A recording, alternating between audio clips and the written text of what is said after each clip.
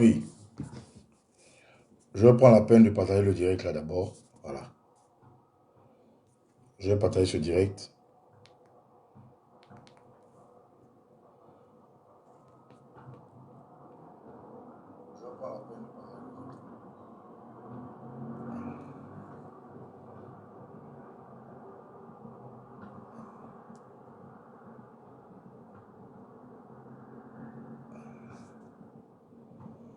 Bonjour tout le monde, connectez-vous, hein, s'il vous plaît. Connectez-vous et puis partagez ce direct là. Connectez-vous et partagez ce direct, s'il vous plaît.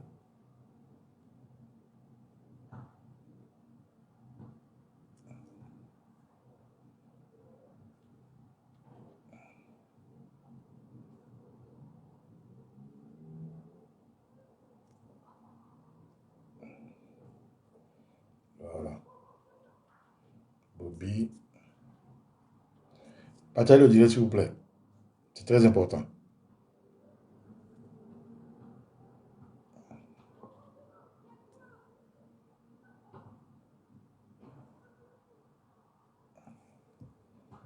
Voilà.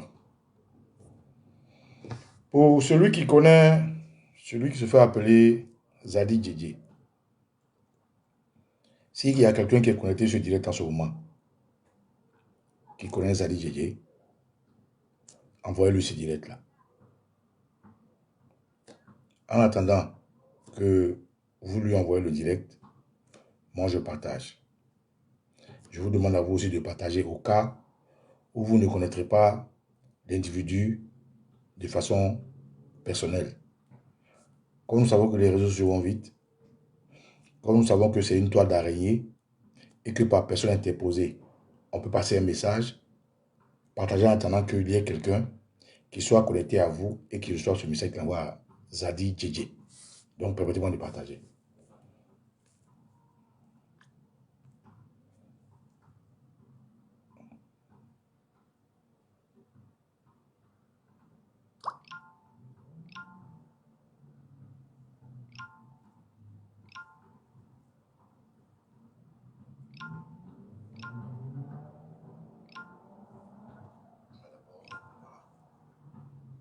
Excusez-moi, hein, j'ai besoin de partager parce que comme nous sommes blacklistés, on est obligé de partager pour espérer quand même que notre message passe.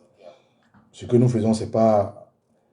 Nous ne cherchons pas à être des stars. Nous cherchons juste à finir le combat que nous avons librement décidé de mener.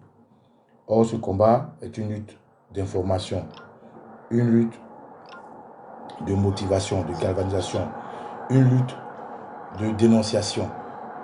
Donc, à cet effet-là, il est important pour nous de, voilà, de vous avoir comme témoin et aussi d'espérer que vous puissiez passer notre message. Je vais envoyer un message fort, haut et clair à cet individu-là. Voilà. Donc, pardonnez, aujourd'hui, je voudrais en partager ce message. Voilà.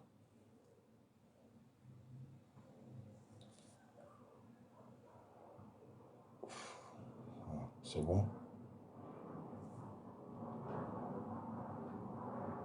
Voilà.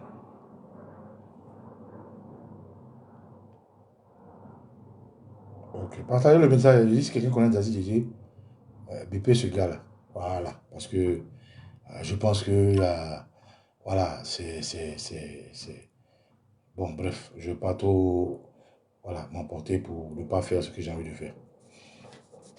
Camarades, bonjour. Je suis Okosisi Baba Nicolo.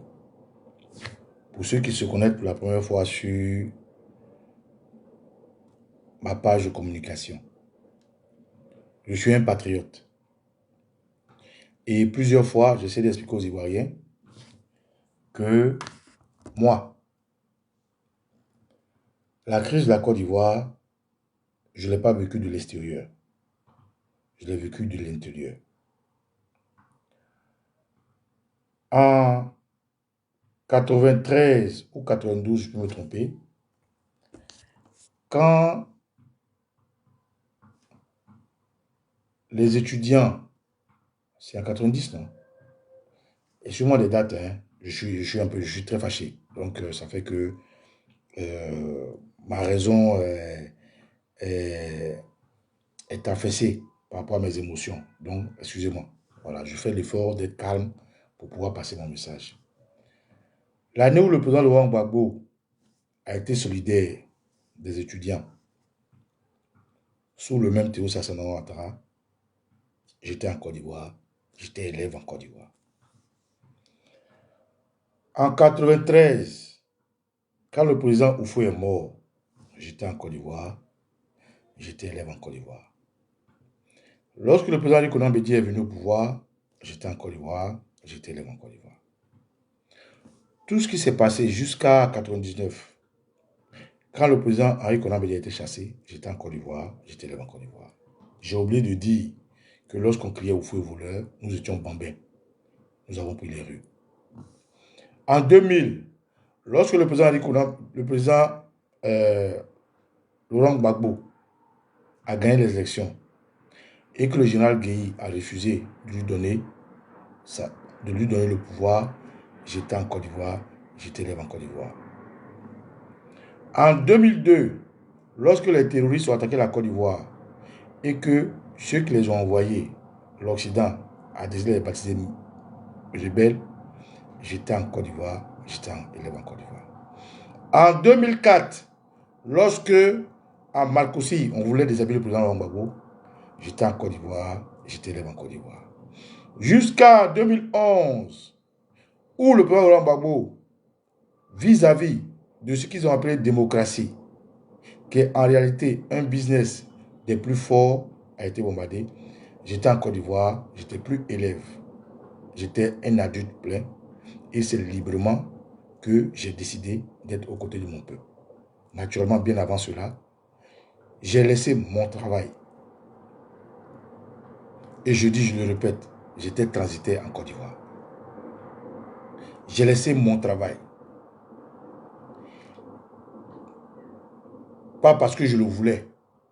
Parce que le terroriste Alassane Ouattara a décidé, grâce à ses mandats, de mettre un embargo sur les médicaments, de mettre un embargo sur tout ce qui est commerce maritime en Côte d'Ivoire, c'est-à-dire les bateaux ne rentraient pas. Naturellement, vous pouvez comprendre qu'un transitaire ne peut évoluer que lorsque l'espace maritime est ouvert. Donc, j'ai perdu mon emploi. Je suis allé me débrouiller à Daoukro, à l'hôtel La Paix, vous pouvez vérifier. Et de l'hôtel La Paix, quand j'ai vu que le pays avait besoin des Ivoiriens en Côte d'Ivoire, sous l'appel officiel validé par la Constitution ivoirienne, par la voix du général Mango dans son temps, Baba Nicolo a décidé de venir au drapeau. Et pour la Côte d'Ivoire, j'ai fait ce que je devais faire. Je ne regrette pas. Je suis très heureux de l'avoir fait, fier de l'avoir fait, et je suis honoré d'avoir été avec des grands hommes, des grands patriotes en Côte d'Ivoire pour défendre notre patrie. Bien avant cet engagement officiel, Baba Nicolo et les Ivoiriens ont été confrontés à une horde d'individus venus de toutes parts du nord ivoirien et qui commettaient des exactions dans nos villages, dans nos campements, qui tuaient, qui pillaient, qui volaient et qui créaient la désolation. Et bien moi et des amis, on a décidé de faire ce qu'on appelle l'autodéfense.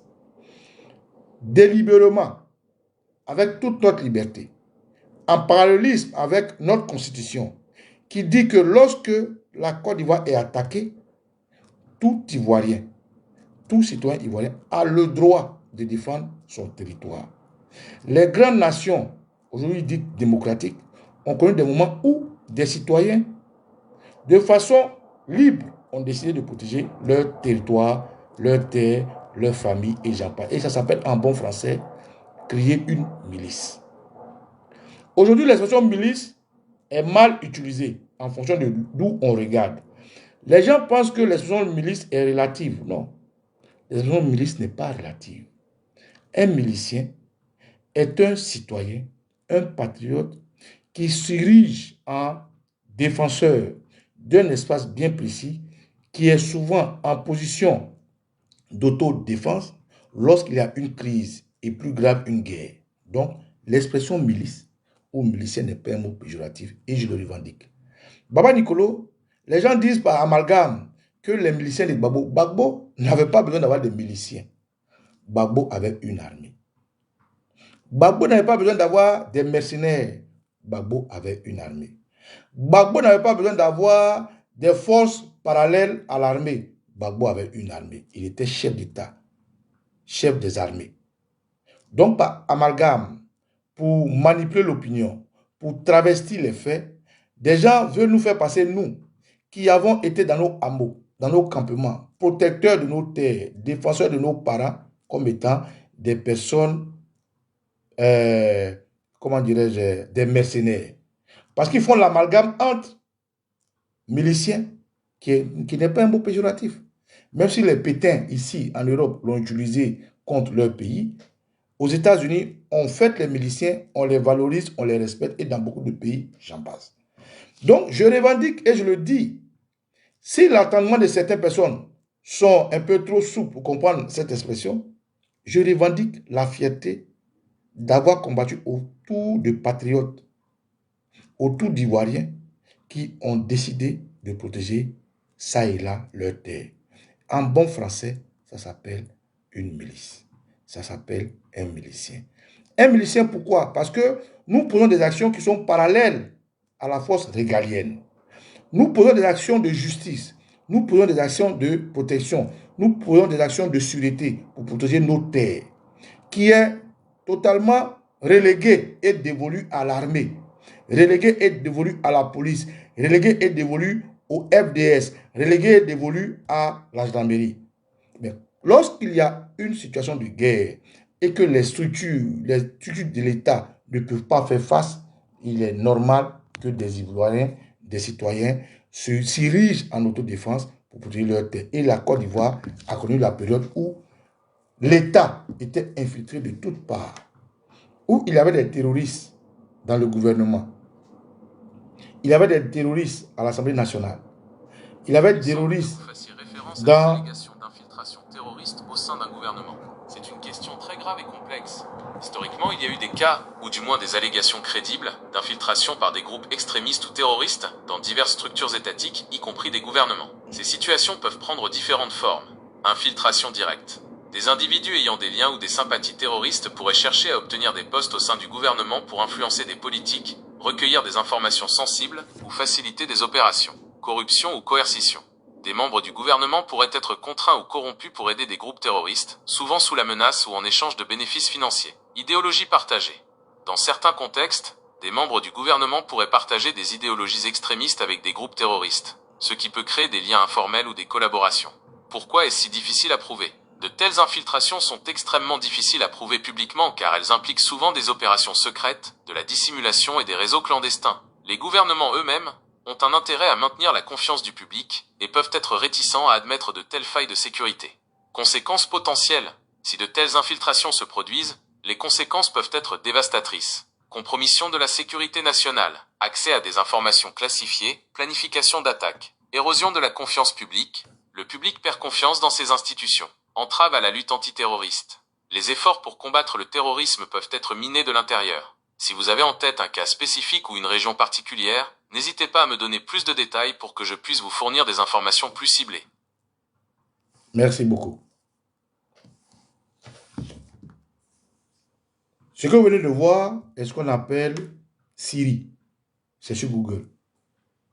L'explication que je donnais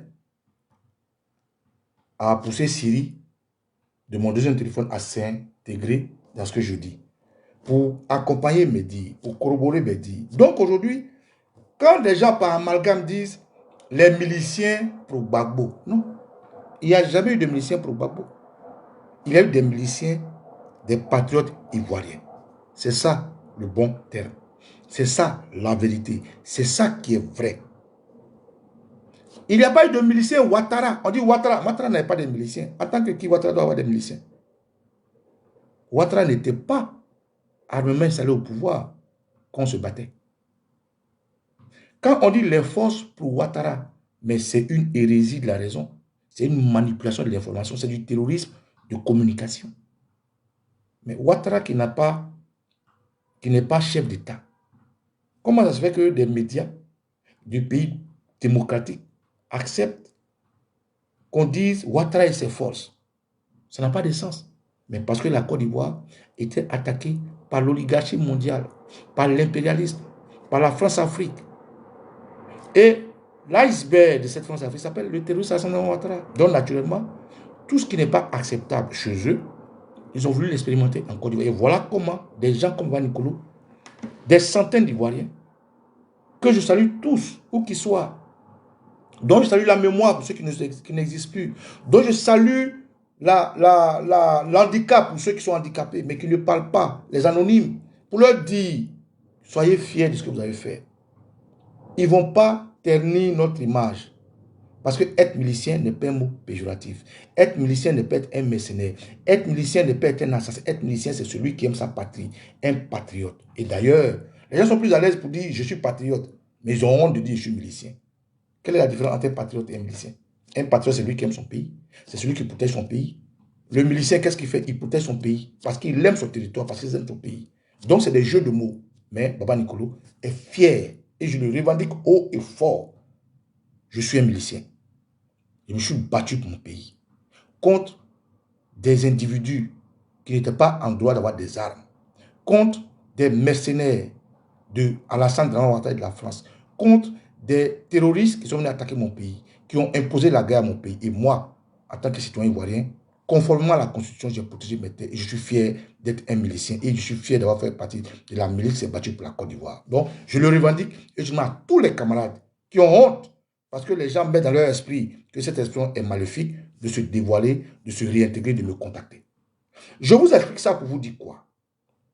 J'ai, depuis un bon moment, vu un terroriste camouflé dans l'opposition s'exhiber, gesticuler. J'ai entendu quelqu'un qui est cupide, qui est à la recherche de reconnaissance ou qui est à la recherche d'argent. Mais dit des choses. Mais la liberté d'expression, nous qui sommes des amoureux de la philosophie de Gbagbo, disons que ce n'est pas parce que tu n'aimes pas ce que quelqu'un dit que tu vas l'empêcher de dire. Il faut qu'il dise sa pensée, afin que tu saches que tu existes. Sauf que, lorsque cette pensée présage des troubles, lorsque cette pensée peut amener mon pays dans la blessure, lorsque cette pensée peut créer la guerre à mon pays, je dis non. Et là, je porte toute ma casquette de citoyen libre, de patriote et de milicien pour prendre mes responsabilités. Et j'ai toujours dit, l'amalgame que les gens font pour dire que Gbagbo a des miliciens est une communication créée de mots de maître par l'Occident pour faire croire aux Noirs qu'ils ne sont pas intelligents. Milicien a un sens, allez chercher. Mercenaire a un sens, allez chercher. Terrorisme a un sens, allez chercher. Tyrannie a un sens, allez chercher. Dictature a un sens, allez chercher. Démocratie a un sens, allez chercher. Chaque mot a un sens et a un esprit. Aujourd'hui, un monsieur qui se fait appeler Djedje, quelque chose Djedje, comment il se fait appeler celui-là même? Attendez, n'écoutez pas. Dali Djedje. Depuis un bon moment, de façon maladroite, de façon cupide, de façon incestueuse, je dirais, s'amuse à dire, à revendiquer être de l'opposition. J'insiste. Cet individu dit qu'il est de l'opposition. Moi, je suis opposé au terrorisme Alassane Ouattara et toute forme de force qui veut que la Côte d'Ivoire reste dans la main d'étrangers. Je suis opposé à ça. Donc, toute personne qui est de l'autre côté de la route, opposée à ce que la Côte d'Ivoire nous revienne, opposée à ce que le président de Gbagbo revienne au pouvoir, opposée à ce que la Côte d'Ivoire se débarrasse de Ouattara, cette personne devient automatiquement pas mon adversaire. Moi, je ne suis pas en adversité, je ne suis pas un politique, je n'appartiens à aucun parti politique, je suis en guerre. Une guerre que hier, par cette coalition, ils ont remporté en faisant des milliers et des milliers de morts. Une revanche, comme un citoyen normal que je suis en train de mener depuis longtemps sur les réseaux sociaux avec mes camarades de la Dune que je salue. Une organisation que nous avons mis en place qu'on appelle le Vatican, qui est toujours existante et qui existe toujours. Et une organisation que nous avons appelée l'opération 6-9 qui existe. Et aujourd'hui, la Dune avec laquelle nous sommes en train de continuer le combat, dont la marche du 26 juillet que nous sommes en train d'organiser, vous aurez les informations bientôt. Je n'accepte pas, je refuse, je récuse et je me positionne totalement en tant que citoyen contre cet individu d'Ali Djedje, ou comment il se fait appeler, qui dit qu'il est de l'opposition. Il n'est pas de l'opposition. Moi, je suis de l'opposition. Je peux revendiquer de l'opposition. Dans l'opposition, il n'y a pas ce genre de personnes. Donc aujourd'hui, je fais ce message clair pour dire à Dali Djedje, qui dit que la DIR, je ne sais pas ce que ça veut dire, annonce le lancement prochain du mouvement Trop c'est trop à vous-même. Je vais vous montrer. Regardez ça. Voilà l'individu. La DIR, je ne sais pas ce que c'est, annonce le lancement prochain du mouvement Trop c'est trop à vous-même. Ok. Je veux dire à cet individu, monsieur, je m'appelle Okosisi Baba Nicolo. Etiokwe, Eriokwe. Adia Patoli, définitif. Tu veux réveiller les anciens démons? On va les réveiller. Dali Djedje, tu veux réveiller les anciens démons? On va les réveiller ensemble. Le RDR peut se vanter de couper les tendons d'Ivoiriens. Je dis, ils sont dans leur rôle. Le RDR peut se revendiquer d'avoir décapité des Ivoiriens. Je dis, ils sont dans leur rôle. C'est des ennemis. Le RDR peut se revendiquer d'avoir des machettes et d'attendre l'opposition dans la rue. Ils sont dans leur rôle. Jamais vous ne m'avez vu faire une vidéo de la sorte pour dire je ferai ceci, je ferai cela. Parce que le RDR est dans son rôle. Moi, je suis dans mon rôle de dire aux Ivoiriens, soyez mobilisés, soyez galvanisés, soyez prêts. Nous devons nous battre pour occuper notre pays. Nous devons accompagner le président de Gbagbo. Nous devons accompagner les citoyens ivoiriens. Nous devons accompagner Picheri Edith Balé. Nous devons accompagner tout ce qui concourt au départ d'Assane Ouattara. Mais je ne peux pas accepter que quelqu'un porte la casquette que je porte ou s'auto-proclame opposant et qui dise des choses comme ça. Donc, Dali Djedje, écoute-moi bien, frère. Je dis pas nous disons, je dis que c'est la première et la dernière fois. Envoyez ce message à ce monsieur. Monsieur Dali Djedje, moi, Okosisi Baba Nicolo, Etiokwe, Eriokwe, Adja Pototolite, je dis que c'est la première et la dernière fois. Si tu veux tenir ce genre de discours, porte ta casquette de terroriste au RDR. Tu verras que jamais tu ne me verras prendre ces postures. Si tu veux tenir ces discours pour créer les troubles, pour créer la chélie, pour créer l'amalgame ou pour tromper l'opposition, frère, prends ta casquette de RDR. Un opposant qui dit être en opposition, mais d'accord avec Ouattara, est quelqu'un de très dangereux et est celui-là qui va, parce que l'Afrique n'a pas encore atteint le niveau où les lettrés sont sur la bande pour créer les dissensions dans nos rangs. Alors, monsieur Dali Djedje, je dis, moi, Baba Nicolo, que c'est la première et la dernière fois. Si tu ne me crois pas, fais une autre sortie. Monsieur Dali Djedje, si tu ne me crois pas, je ne suis ni PPAC, ni PDC-RDA, ni COGEP, ni RDA, ni GPS, ni MGC. Je suis un citoyen ivoirien. Je revendique être un milicien pour la Côte d'Ivoire parce que mon pays a été attaqué par des terroristes. Et je le revendique. En tant que patriote, parce que c'est le sens d'aimer sa patrie qui me donne toute cette force-là. Je dis, allez dire à M. Dali Djedje, Baba Nicolo dit, et partagez ce direct dans toutes les plateformes. C'est la première et la dernière fois que cet individu-là se revendique être opposant, et de créer une structuration de trop c'est trop à vous-même. C'est la première et la dernière fois que cet individu-là dit que lui, il est opposant, mais qu'il s'oppose aux opposants.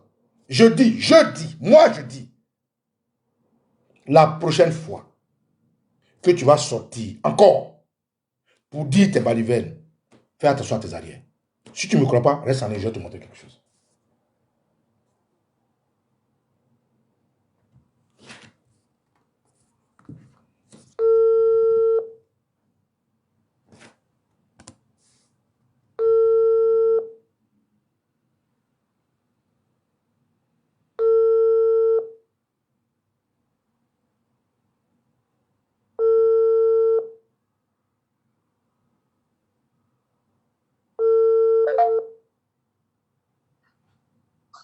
De Dieu, mes respects. Mes respects, de Dieu. Oui, Mobutu, mes respects. le respect, archevêque. Où est André? Il n'est pas connecté? Il a envoyé tout ça, il dit, il est dans les bus. Ok. Il va décoller. Notez ce nom-là. Dali Djidje. Ok. Est-ce que c'est bien pris? Oui. Je suis en direct en ce moment. Notez ce nom, Dali Djidje. C'est un individu pouilleux, un ennemi à la nation, qui se fait passer pour un opposant. Il fait passer dans la tête des Ivoiriens qu'il est un opposant, qui aime Ouattara, un opposant opposé aux Ivoiriens. Donc, réveillez toutes les structures du Vatican. Réveillez tous les enfants du cœur. Réveillez tous les scouts. Réveillez tous les archevêques et dites-leur de se tenir prêts. Nous irons chercher cet individu-là.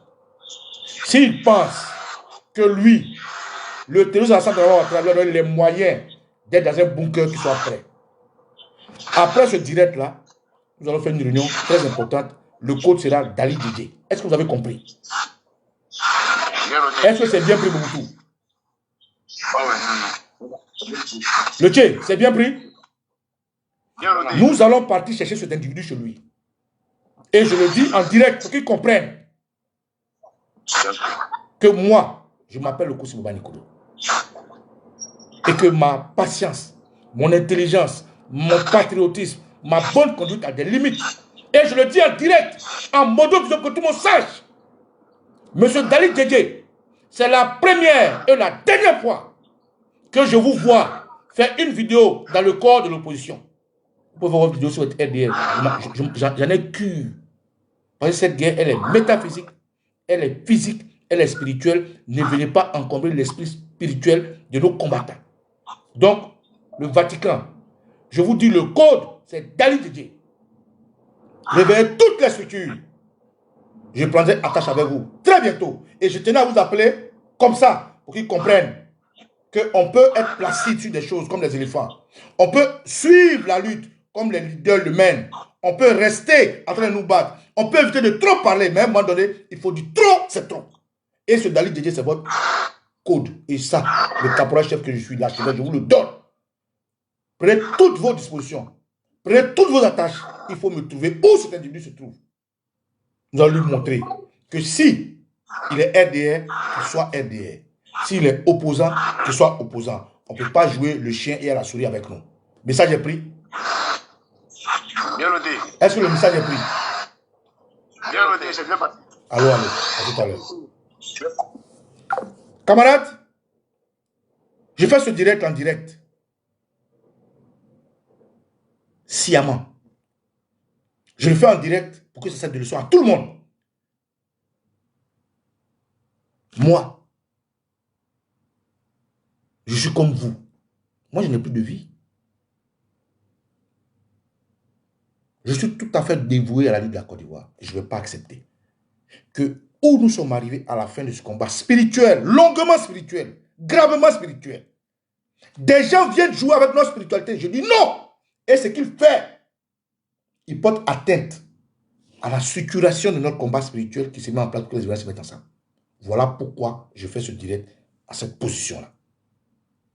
Monsieur Dali Djidje, c'est la première et la dernière fois que je vous vois faire une vidéo où vous dites opposant et tenir ce genre de parole-là. La prochaine fois que je verrai une vidéo, la Côte d'Ivoire saura que je suis responsable de ce que personne d'autre ne fera ce genre de vidéo. Je suis Koussouba Nicolo et Tio Koué. Et Rio Koué. Adia Patotoli, tu veux tu bam.